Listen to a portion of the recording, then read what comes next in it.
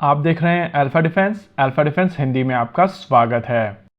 आज के इस वीडियो में हम लोग बात करने वाले हैं भारतीय नौसेना के एयरबॉर्न अर्ली वार्निंग और कंट्रोल सिस्टम्स के बारे में। मेन टॉपिक पर आने से पहले तेजस मार्क 2 को लेकर कुछ अपडेट्स थे और हम लोगों ने सोचा एक डेडिकेटेड वीडियो करने से अच्छा है कि केवल अपडेट्स के बारे में बात कर लेते हैं। पहली अपडेट इसके कंट्रोल लॉस को लेकर है। पायलट को लूप में रखते हुए टेक ऑफ के लिए इसके कंट्रोल लॉस वेरीफाई कर लिए गए हैं। दूसरी अपडेट इसके ऊपर जाने वाले एईसा रेडार को लेकर है। इस रेडार की कॉन्फ़िगरेशन फ्रीज कर दी गई है, यानी कि अब इसका फैब्रिकेशन शुरू हो सकता है। 2-3 दिन पहले हम लोगों ने आपको बताया था कि डीआरडीओ की तरफ से इस एयरक्राफ्ट के ऊपर जाने वाले रेडार को लेकर काम शुरू कर दिया गया है और अब हमारे पास में कॉन्फर्मेशन है कि इसकी कॉन्फ़िगरेशन फ्रीज कर दी गई है। तीसरी अपडेट इसके ऊपर जाने वाले रेडॉम को लेकर है और रेडॉम टेस्टिंग के लिए जेग एनएएल की तरफ से डीआरडीओ को सप्लाई ऑलरेडी कर दी गई है। ये हुए आपके 30 सेकंड के अंदर 3 अपडेट्स और दिवाली के अगले दिन अगर ऐसी न्यूज आती है तो मन तो खुश होता ही है। लेकिन इस वीडियो की जो मेन थीम है, यानी कि एयरबॉर्न अर्ली वार्निंग और control system for Indian navy, वो भी एक काफी इंटरेस्टिंग न्यूज है। आमतौर पर एयरफोर्सेस जब ऑपरेट करती हैं तो उनकी तरफ से हवा में रेडार रखे जाते हैं और हवा में रेडार होने के चलते ये अर्थ होराइजन के आगे देख पाते हैं। इस तरीके के रेडार्स को एयरबॉर्न अर्ली वार्निंग और कंट्रोल सिस्टम्स कहा जाता है। आमतौर पर लो फ्लाइंग टारगेट्स अर्थ होराइजन के चलते मास्क हो जाते हैं, लेकिन अगर हवा में आपके पास में एयरबॉर्न अर्ली वार्निंग और कंट्रोल सिस्टम है तो आप इस लो फ्लाइंग टारगेट को भी देख पाते हैं।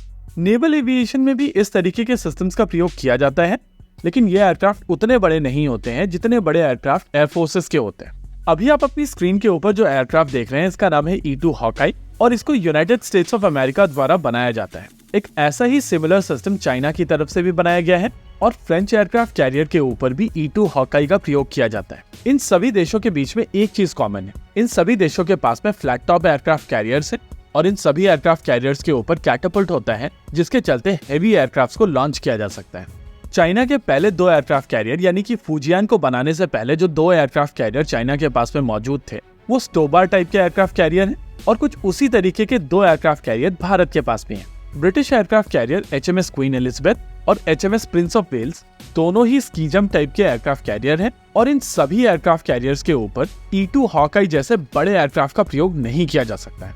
फाल्कन, नेत्रा, वेजटेल ऐसे एयरक्राफ्ट की तुलना में E2 हॉकाई थोड़ा छोटा एयरक्राफ्ट है, लेकिन नेवल कॉन्टेक्स्ट में इसको काफी बड़ा माना जाता है। जब इस तरीके के बड़े एयरक्राफ्ट स्टोबार टाइप के एयरक्राफ्ट कैरियर के ऊपर से ऑपरेट नहीं कर पाते हैं, इसी वजह से वहां पर एक दूसरा सॉल्यूशन यूज किया जाता है। अभी आप अपनी स्क्रीन के ऊपर कामोव का एक हेलीकॉप्टर देख रहे हैं जिसका नाम है KA-31।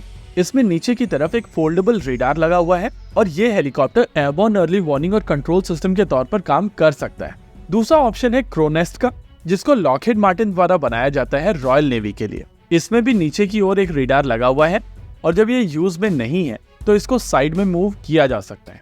कामोव KA-31 एक काफी पुराना रेडार है और समय के साथ साथ भारत और रशिया दोनों जगह नई टेक्नोलॉजीज आ चुकी हैं।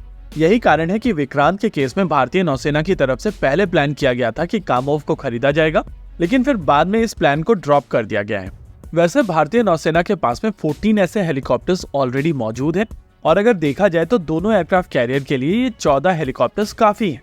लेकिन इस तरीके के हेलीकॉप्टर्स की एप्लीकेशन केवल एयरक्राफ्ट कैरियर तक सीमित नहीं है, इनको आमतौर पर पूरी फ्लीट के साथ में डिप्लॉय किया जाता है और इसी वजह से इंडियन नेवी को आने वाले समय में इस तरीके के हेलीकॉप्टर्स का नंबर बढ़ाना पड़ेगा।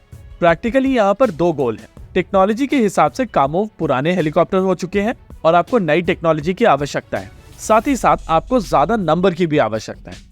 इस रिक्वायरमेंट को एड्रेस करने के लिए भारतीय नौसेना के पास में 2 ऑप्शन थे। एक, या तो लॉकहीड मार्टिन से क्रोनेस्ट रेडार्स को इंपोर्ट किया जा सकता है और दूसरा, अपना खुद का सिस्टम बनाया जा सकता है। इंडियन नेवी की तरफ से सेकंड ऑप्शन को चूज किया गया है और अभी की रिक्वायरमेंट कामोव से पूर्ण करने के बाद deck base multi role helicopter के बेसिस पर एक airborne early warning and control system बनाया जाएगा, जिसको लेकर काम शुरू हो चुका है। वैसे आप यहाँ पर कहेंगे कि IMRH या deck base multi role helicopter को लेकर भारत सरकार की तरफ से अभी अप्रूवल नहीं आया है और बिना अप्रूवल के ये प्रोजेक्ट कैसे पॉसिबल है। देखिए, पर्क्स हैं महारत्न बनने के। HAL अब महारत्न बन चुका है और इसी के चलते उनके पास में कुछ फाइनेंशियल इंडिपेंडेंस आई है, जिसके चलते वो ज्यादा इंटरनल फंड्स को अभी यूज कर सकते हैं। वैसे IMRH के प्रोटोटाइप को बनाने के लिए भारत सरकार का अप्रूवल लगेगा, लेकिन इस एयरबॉर्न रेडार को बनाने के लिए भारत सरकार के अप्रूवल के बिना इंडस्ट्री को एंगेज किया जा सकता है और इसी चीज का एडवांटेज लेते हुए इस एयरबॉर्न अर्ली वार्निंग और कंट्रोल सिस्टम को बनाया जा रहा है। फिलहाल के लिए जो इन्फॉर्मेशन अभी इस सिस्टम को लेकर अवेलेबल है, उस हिसाब से ये एयरबॉर्न रेडार ब्रह्मोस साइज के टारगेट को 5 मीटर की ऊंचाई पर 150 किलोमीटर की दूरी पर डिटेक्ट करने में सक्षम होगा। स्टेल्दी फाइटर जेट्स और ड्रोन्स को 200 किलोमीटर की दूरी पर और 4.5 जनरेशन जैसे एयरक्राफ्ट को लगभग 300 किलोमीटर की दूरी पर डिटेक्ट करने में सक्षम होगा। इसका वजन 700 किलोग्राम से कम का मांगा गया है और पार का बजट 30 किलोवाट का है। ये सिस्टम 2000 से ज्यादा टारगेट्स को एक साथ ट्रैक करने की क्षमता रखेगा और ये ट्रैकिंग ऑटोमेटिक ट्रैकिंग होगी। आइडिया है कि जिस दिन ये कॉन्ट्रैक्ट दिया जाएगा वहां से 5 साल के अंदर ये रेडार सर्टिफाई होना चाहिए और उस हिसाब से साल 2030 तक आप इस सिस्टम को बनते हुए देख सकते हैं। प्रैक्टिकली IMRH को लेकर भी कुछ इसी तरीके की टाइमलाइन देखी जा रही है और ओवरऑल भारतीय नौसेना के कॉन्टेक्स्ट में deck based multi role helicopter एक बहुत इंपॉर्टेंट प्रोजेक्ट होने वाला है और ये सेंसर उतना ही इंपॉर्टेंट है। इसी के साथ आज के इस वीडियो में रखते हैं केवल इतना ही। वीडियो को अंत तक देखने के लिए धन्यवाद। देखते रहिए अल्फा डिफेंस। जय हिंद।